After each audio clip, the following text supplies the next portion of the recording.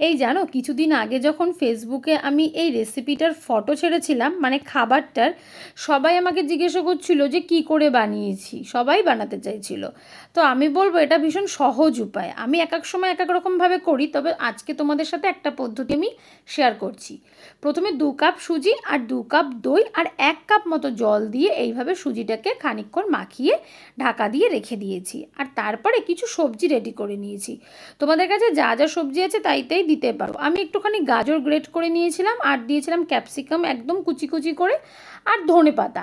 আর জানো, এর মধ্যে একটু লঙ্কা দিতে পারছো তোমরা, আবার এর মধ্যে তোমরা চাইলে একটু পেঁয়াজও দিতে পারো। তবে হ্যাঁ, যারা পেঁয়াজ রসুন খাও না তারা সম্পূর্ণ এটাকে অ্যাভয়েড করে দিতেই পারো।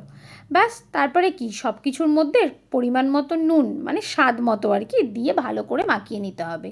আর দেখবে যখনই আমরা মাখাতে নেব তখন ব্যাটারটা কেমন একটা থকথকে হয়ে গেছে, তখন এর মধ্যে একটুখানি জল দেবো, আর দেবো আমি একটুখানি সোডা, মানে খাবার সোডা দিয়ে খুব ভালো করে এটাকে মিশিয়ে নেব। আর যারা মনে করো সোডা নেই তারা একটুখানি ইনোও দিয়ে দিতে পারো। ব্যাস, তারপরে কি ভালো করে মিশিয়ে নিয়ে তাড়াতাড়ি করে ইডলি স্ট্যান্ডের মধ্যে দিয়ে দিচ্ছি।